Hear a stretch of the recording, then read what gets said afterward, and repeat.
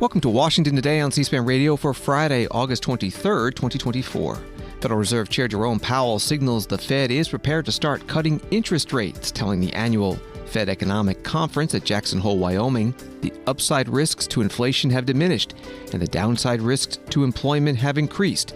The time has come for policy to adjust. Justice Department files an antitrust lawsuit against the real estate software company RealPage, charging that the software allowed landlords to collude to keep rents high. Independent presidential candidate Robert F. Kennedy Jr. suspends his campaign and endorses Republican nominee Donald Trump, saying he doesn't want to be a spoiler and hand the victory to Democratic presidential nominee Kamala Harris. Kennedy spent much of his speech in Arizona today criticizing the Democratic Party and mainstream media for, he says, unfairly hindering his run for the White House. And White House National Security spokesperson John Kirby says ceasefire and hostage release talks involving Israel and Hamas will continue into the weekend. This comes after reports that an agreement was near collapse. Story from USA Today, noting that inflation is easing while the job market is weakening. Federal Reserve Chair Jerome Powell provided the strongest signal yet Friday that the central bank plans to begin cutting historically high interest rates in September. He gave no clues on how much the Fed would lower its key rate, but most forecasters expect a quarter-point reduction. He said, "My confidence has grown that inflation is on a sustainable path back to 2%, which is the Fed's inflation goal." Fed rate cuts would lower borrowing costs for mortgages, credit cards, and other consumer and business loans, while likely juicing the stock market. It would also reduce bank saving account yields that finally have been generating healthy returns. That article from USA Today. Fed Chair Powell spoke at the annual conference at Jackson Hole, Wyoming, hosted by the Federal Reserve Bank of Kansas City. He spent the first 4 minutes summarizing the state of inflation, the labor market, and interest rates. For much of the past 3 years, inflation ran well above our 2% goal, and labor market conditions were extremely tight. The FOMC's primary focus has been on bringing down inflation, and appropriately so. Prior to this episode, most Americans alive today had not experienced the pain of high inflation for a sustained period. Inflation brought substantial hardship, especially for those least able to meet the higher costs of essentials, like food, housing, and transportation. High inflation triggered stress and a sense of unfairness that linger today. Our restrictive monetary policy helped restore balance between aggregate supply and demand, easing inflationary pressures and ensuring that inflation expectations remained well anchored. Inflation is now much closer to our objective, with prices having risen 2.5% over the past 12 months. After a pause earlier this year, progress toward our 2% objective has resumed. My confidence has grown that inflation is on a sustainable path back to 2%. Turning to employment, in the years just prior to the pandemic, we saw the significant benefits to society that can come from a long period of strong labor market conditions. Low unemployment, high participation, historically low racial employment gaps, and with inflation low and stable, healthy real wage gains that were increasingly concentrated among those with lower incomes. Today, the labor market has cooled considerably from its formerly overheated state. The unemployment rate began to rise over a year ago and is now at 4.3%, still low by historical standards, but almost a full percentage point above its level in early 2023. Most of that increase has come over the past 6 months. So far, rising unemployment has not been the result of elevated layoffs, as is typically the case in an economic downturn. Rather, the increase mainly reflects a substantial increase in the supply of workers and a slowdown from the previously frantic pace of hiring. Even so, the cooling in labor market conditions is unmistakable. Job gains remain solid, but have slowed this year. Job vacancies have fallen, and the ratio of vacancies to unemployment has returned to its pre-pandemic range. The hiring and quits rates are now below the levels that prevailed in 2018 and 19. Nominal wage gains have moderated, and all told, labor market conditions are now less tight than just before the pandemic in 2019, a year when inflation ran below 2%. it seems unlikely that the labor market will be a source of elevated inflationary pressures anytime soon. We do not seek or welcome further cooling in labor market conditions. Overall, the economy continues to grow at a solid pace, but the inflation and labor market data show an evolving situation. The upside risks to inflation have diminished, and the downside risks to employment have increased. As we highlighted in our last FOMC statement, we are attentive to the risks to both sides of our dual mandate. The time has come for policy to adjust. The direction of travel is clear, and the timing and pace of rate cuts will depend on incoming data, the evolving outlook, and the balance of risks. We will do everything we can to support a strong labor market as we make further progress toward price stability. With an appropriate dialing back of policy restraint, there is good reason to think that the economy will get back to 2% inflation while maintaining a strong labor market. The current level of our policy rate gives us ample room to respond to any risks we may face, including the risk of unwelcome further weakening in labor market conditions.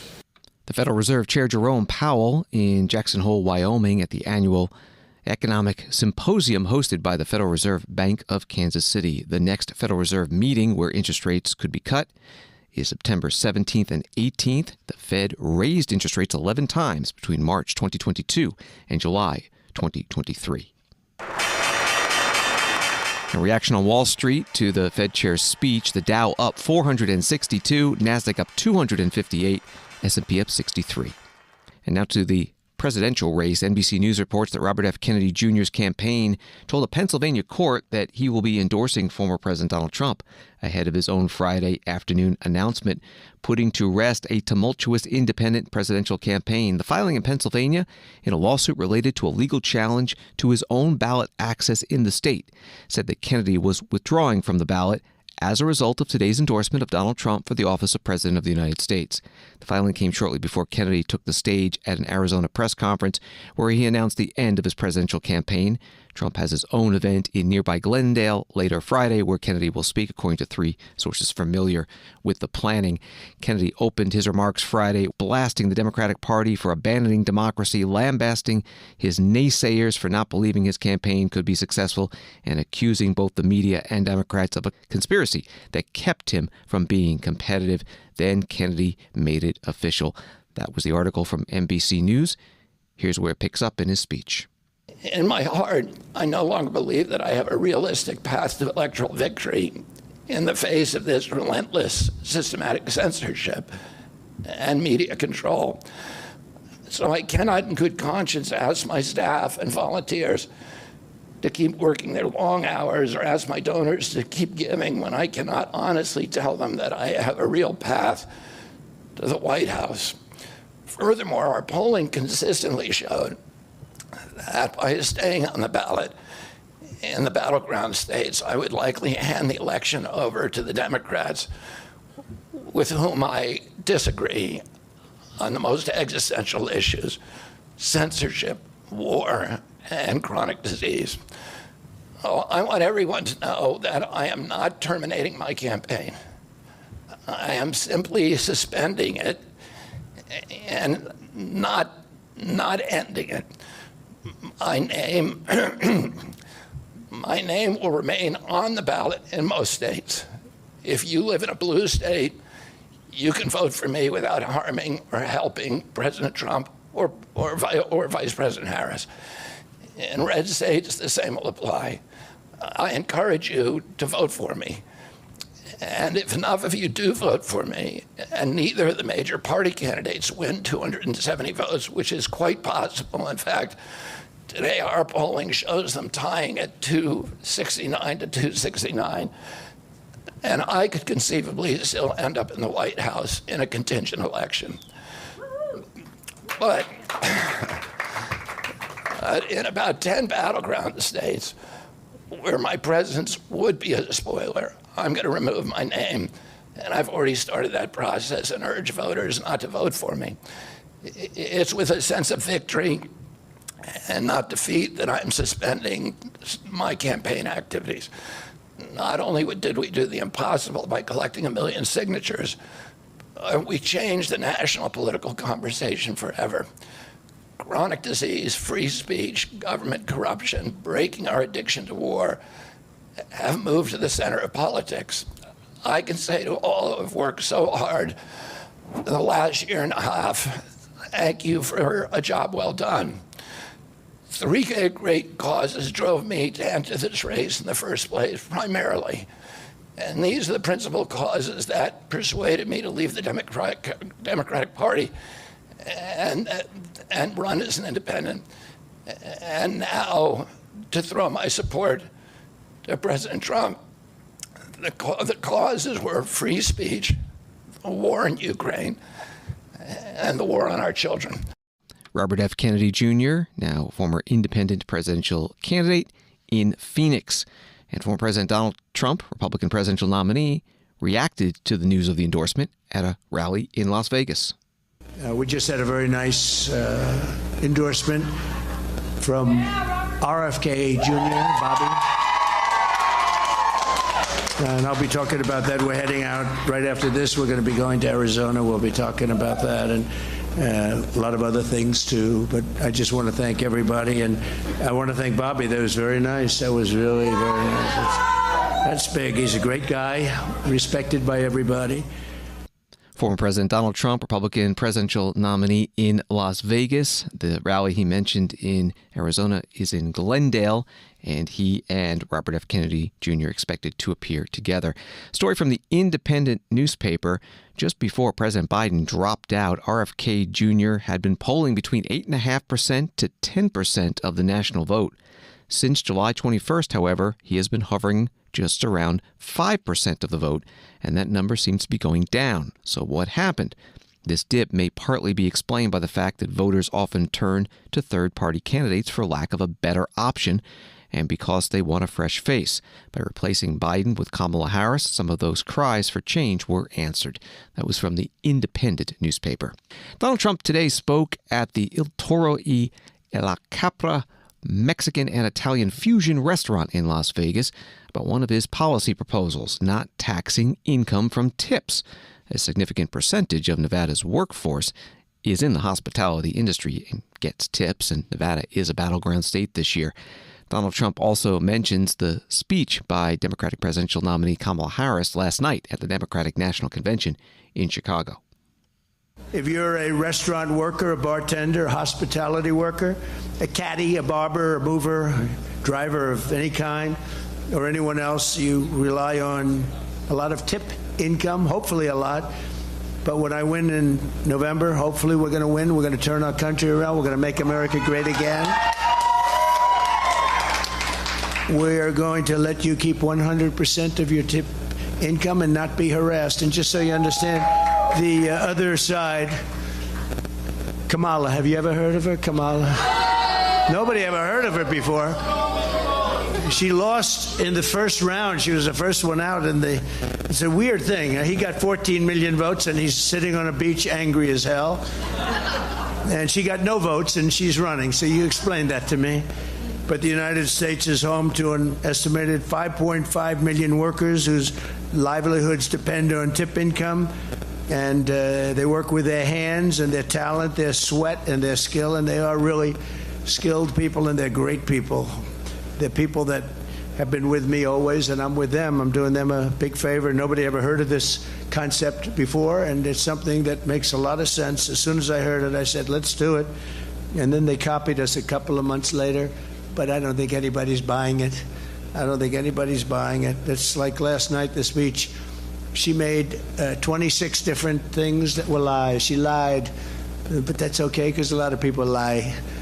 They'll do anything to get elected, but she lied about, she's increasing taxes, I'm decreasing taxes, and she put it the other way around. Perhaps she misspoke. Perhaps. Nearly 2/3 of the workers are women, and an estimated 700,000 single mothers nationwide rely on tip income to support their children. These are some of the best and hardest working people in America, and when I'm president, you are the ones I will be fighting for, and I'll be fighting for you very hard every single day.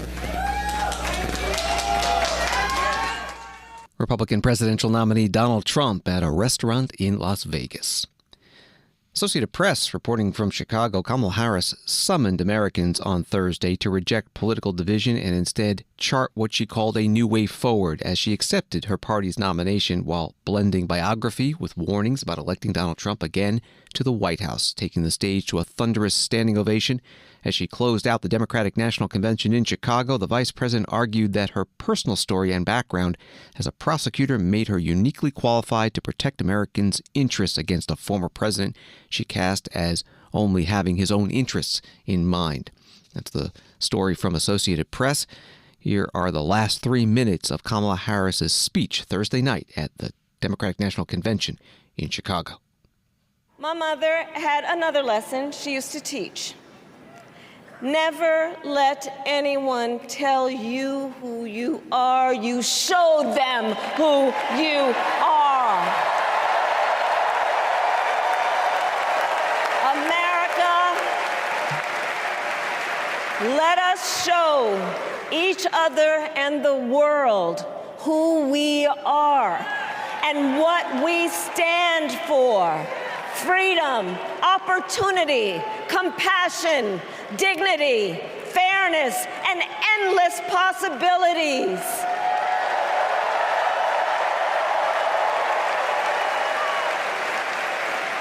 We are the heirs to the greatest democracy in the history of the world. And on behalf of our children and our grandchildren and all those who sacrificed so dearly for our freedom and liberty, we must be worthy of this moment. It is now our turn to do what generations before us have done, guided by optimism and faith, to fight for this country we love, to fight for the ideals we cherish, and to uphold the awesome responsibility that comes with the greatest privilege on earth, the privilege and pride of being an American.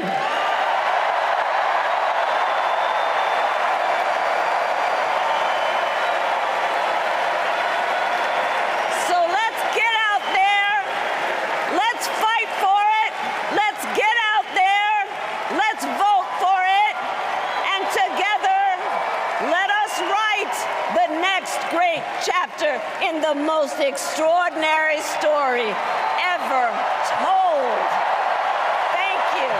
God bless you, and may God bless the United States of America. Thank you all. Vice President Kamala Harris, the Democratic presidential nominee, capping her speech Thursday night at the Democratic National Convention in Chicago. Story from Mediaite. According to Fox Sports' president of Insights and Analytics, Vice President Kamala Harris's acceptance speech drew 22% more viewers than former President Donald Trump's speech. Mike Mulvihill shared via social media that Harris's speech, which started at 10:30 Eastern and ran to 11:15 Eastern, saw a 15.0, while Trump's speech in late July, which also started roughly at 10:30 Eastern and ran through to midnight, pulled a 12.3 number. Mulvihill appears to be referencing early Nielsen numbers. That was from Mediaite.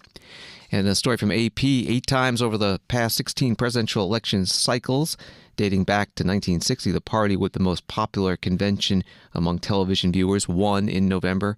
8 times they lost.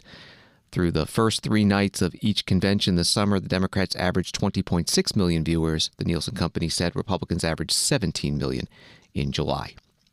This is Washington Today.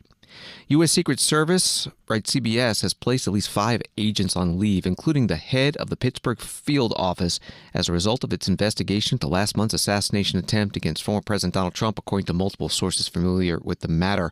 1 agent on Trump's detail and 3 others in the Pittsburgh office were among those placed on leave, according to 2 federal law enforcement sources. It's unclear if all these actions are disciplinary, since agents are routinely placed on leave during the course of investigations for various reasons, including mental health relief. That from CBS News. Republican Congressman Chip Roy of Texas spoke about this today on Fox News. We're now 41 days removed from the former president of the United States and the current frontrunner and the now nominee for the Republican Party nomination who got shot. It wasn't just an attempt. He was literally shot, and it's by the grace of God that it wasn't a life-threatening wound. And now what we find out is that the very same Secret Service that was immediately pointing their fingers at local law enforcement, they now have 5 of their guys, I think it's 5, whatever this number that today announced, that are on leave after getting rid of Cheadle. But the fact is, you had local law enforcement, as we've seen from now the body cam footage, who were the ones saying, gosh, we told those guys, expletive deleted from their quote, we told those guys to post some guys up there on the roof, to post guys in the right place. We now know that we had Crooks, who was able to have a drone flying literally within 200 feet of the podium the same day that President Trump was there. They didn't post anybody on the water tower. They didn't post anybody up on the rooftops where they needed to be. They didn't have their own drones flying. They didn't have answers with local law enforcement said, hey, we got a guy here with a rangefinder and he looks suspicious, and they didn't do anything about it. So this is why a few of us are going to have our own hearing on Monday in Washington with 2 former snipers, Corey Mills, Eli Crane, who was obviously in the Navy SEALs, 2 great Americans, a few of us, Andy Biggs, myself, Matt Gaetz, and we're going to have Dan Bongino, Eric Prince, and one of the counter snipers from Butler. We're going to do that hearing on Monday to try to get to the bottom of it, running in parallel with Mike Johnson's task force with our good friends Clay Higgins and Mark Green on it. Congressman Chip Roy, Republican from Texas, on Fox News.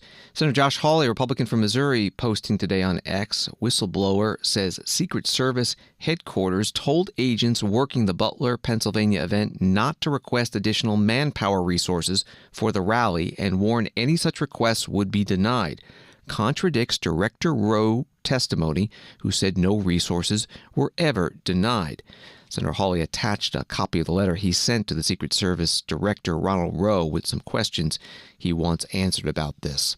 An Axios story from about a week ago reads that Deputy Attorney General Lisa Monaco recused herself from the special counsel's investigation into President Biden's handling of classified materials last year, 3 people close to the White House told Axios.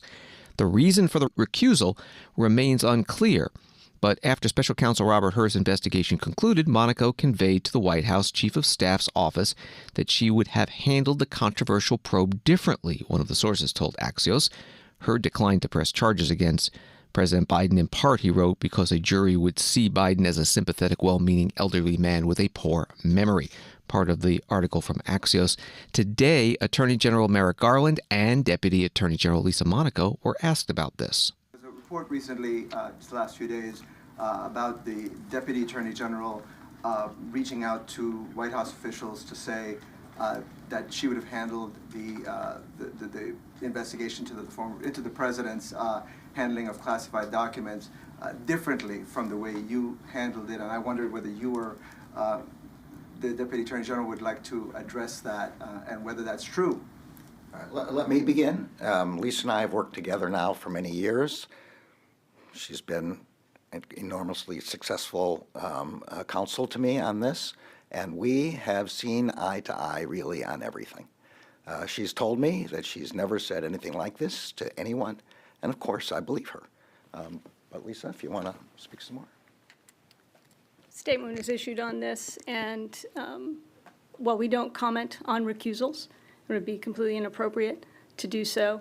I've got nothing to add to the statement, and of course, I don't disagree with the Attorney General with what he just said. Deputy Attorney General Lisa Monaco and Attorney General Merrick Garland answering reporters' questions at a news conference in Washington. Washington Today continues in a moment. Hi, I'm Susan Swain.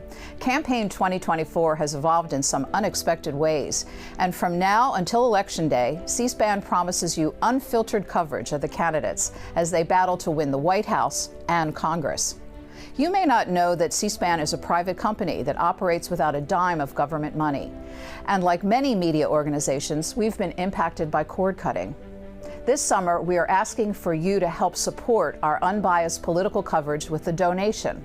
Here's the good news. 100% of your contribution, large or small, directly supports C-SPAN operations. And best of all, an anonymous donor has pledged to match your donation dollar for dollar. You can find out more at cspan.org/donate. Help ensure that C-SPAN's unique, long-form coverage of politics is here to stay. Visit cspan.org/donate. Thank you for watching, and thanks so much for your support.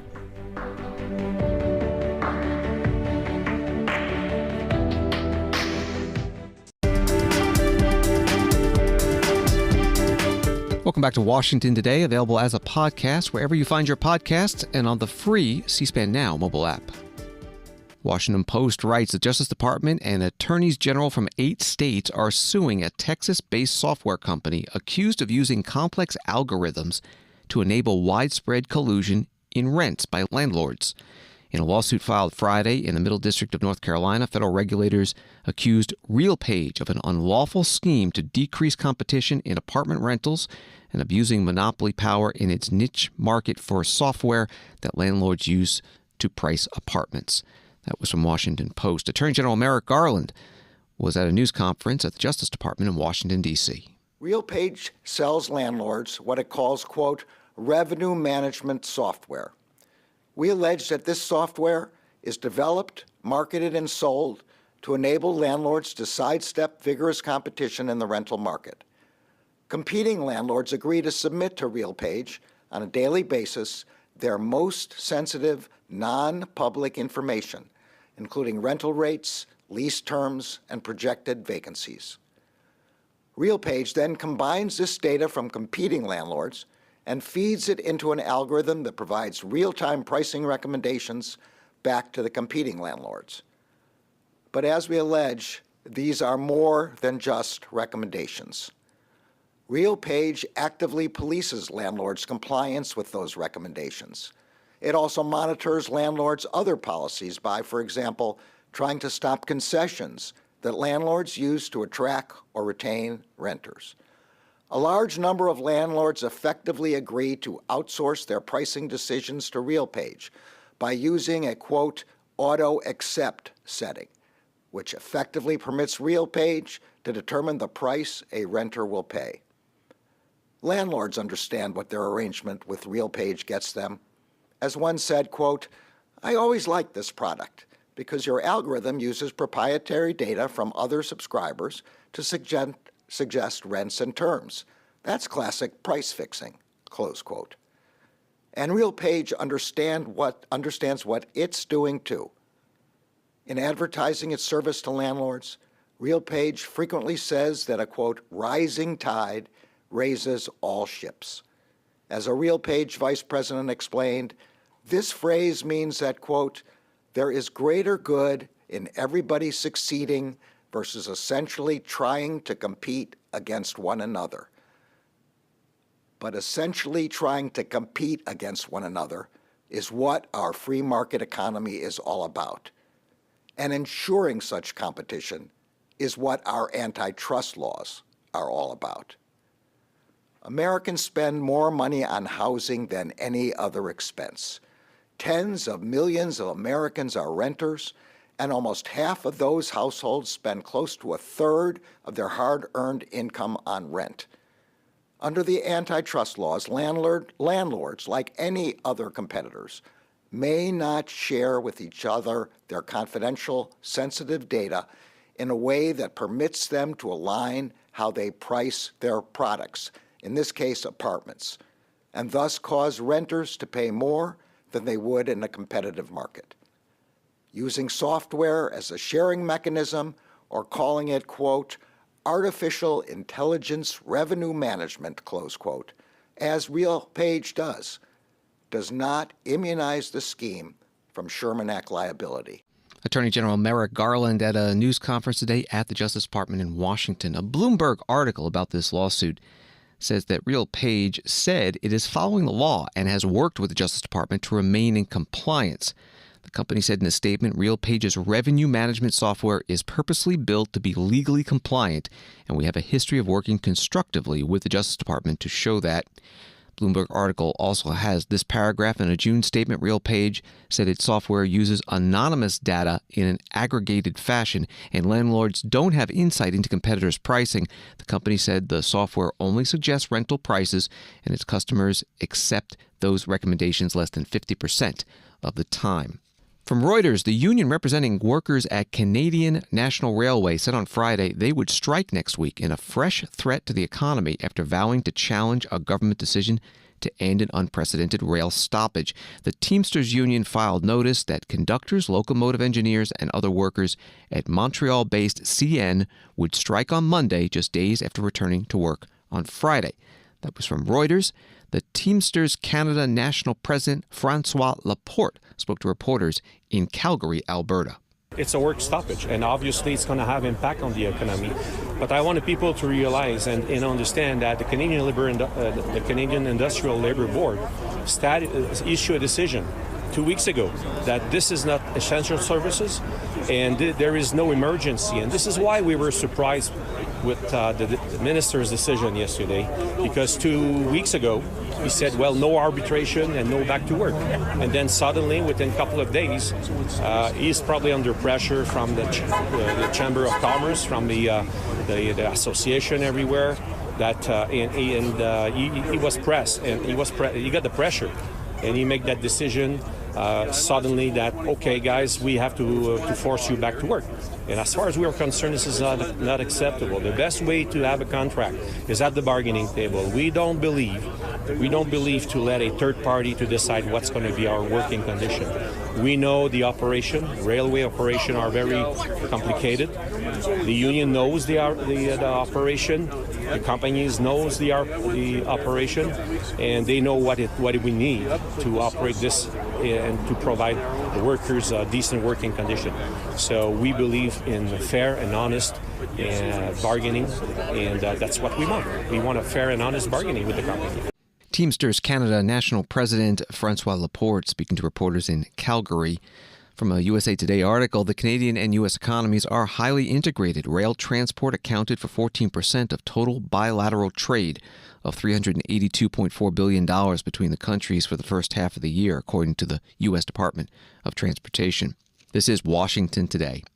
White House National Security spokesman John Kirby, writes Associated Press, said Friday that ceasefire talks in Cairo have been constructive and will continue over the weekend. Kirby pushed back against reports that negotiators are near collapse as Hamas and Israel have major differences over Israel's insistence that it maintain forces in 2 strategic corridors in Gaza.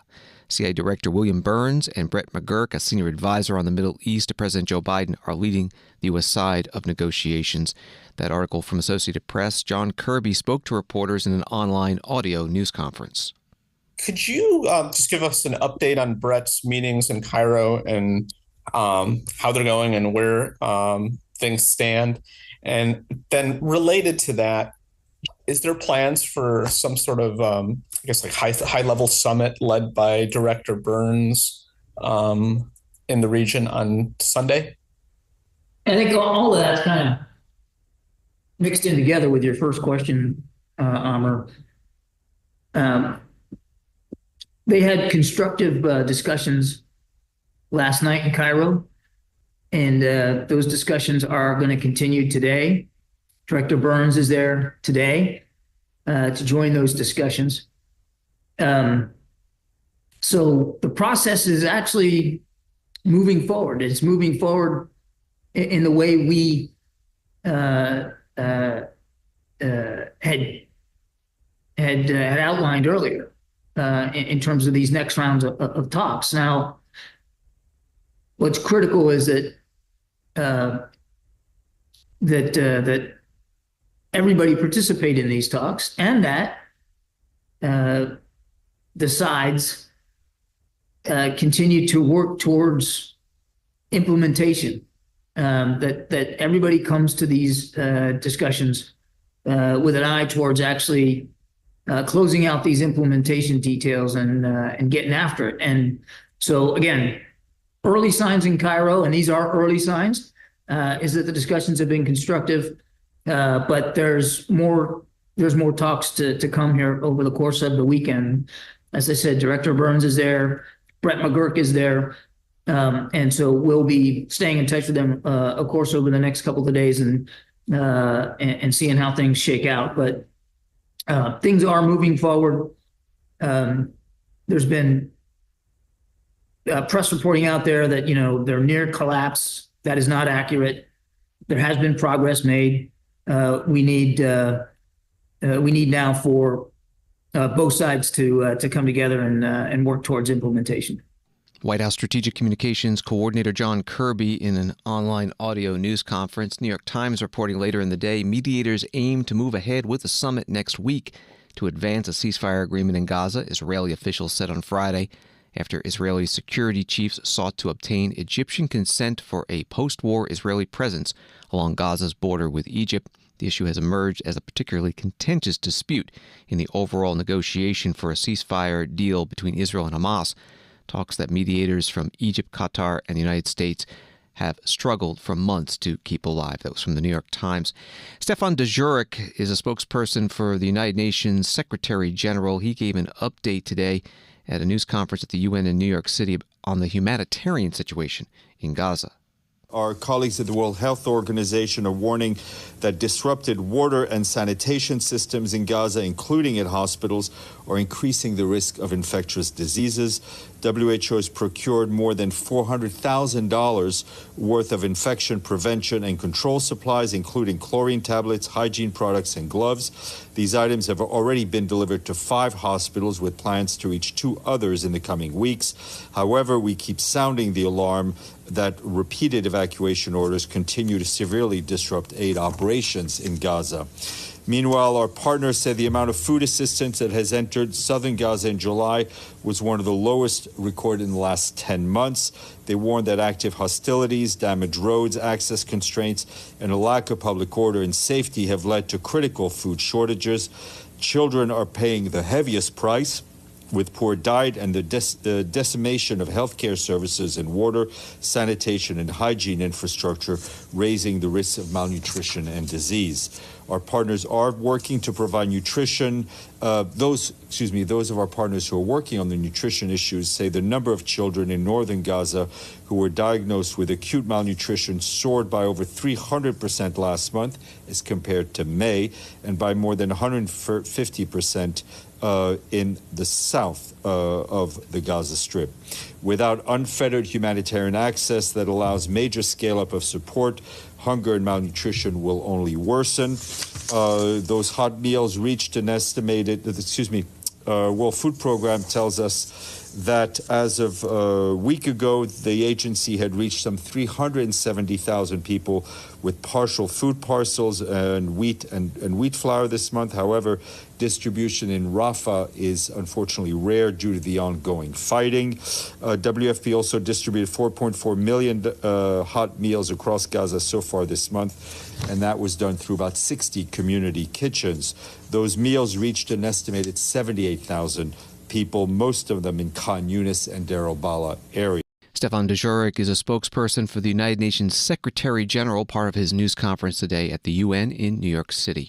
Back to the White House National Security spokesperson John Kirby and his online audio briefing. He also answered reporters' questions about the war between Russia and Ukraine.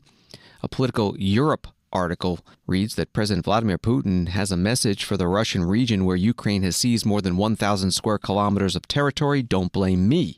Speaking via video conference to a meeting of Russian politicians, including the governors of Kursk, Belgorod, and Bryansk regions, Putin said the security issues that had arisen in Kursk were problems that are the responsibility of the security forces.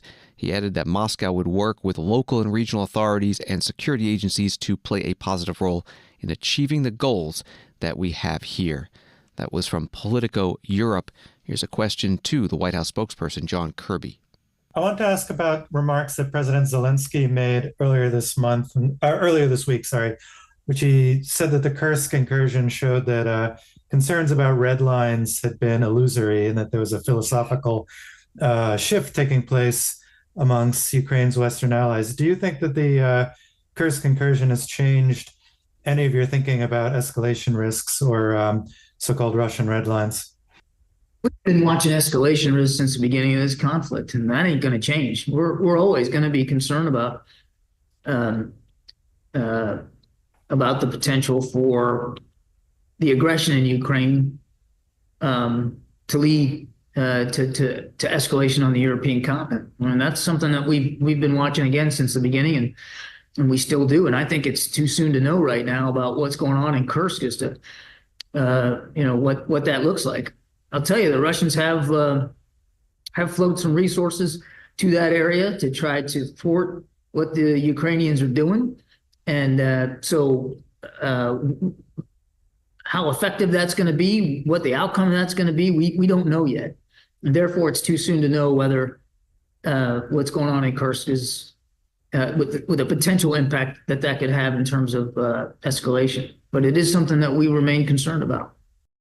White House National Security Communications Advisor John Kirby in an online audio press conference. President Joe Biden putting out a statement that begins, "Tomorrow, as the people of Ukraine mark their Independence Day, let it be clear.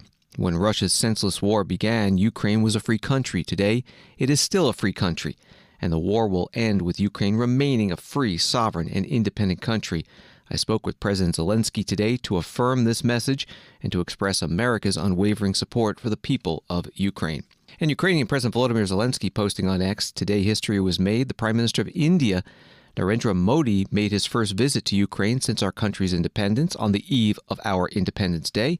Today we reached an agreement on 4 documents between Ukraine and India covering the medical field, agricultural cooperation, humanitarian relations, and culture. Following the visit, we also agreed on a joint statement focusing on the development of a strategic partnership, bilateral trade, and continued military technical cooperation. India supports Ukraine's national sovereignty and territorial integrity, and this is critical because everyone in the world must equally respect the UN Charter." That was the post from Ukrainian President Volodymyr Zelensky. And finally, on Washington Today, what happens when the party is over? The cleanup begins. The Democratic National Convention in Chicago ended Thursday night after the speech by presidential nominee Kamala Harris, with a reported 100,000 balloons dropping from the roof of the United Center onto the delegates below. Today, Associated Press posted a video of what it called an army of crew members tasked with popping the balloons.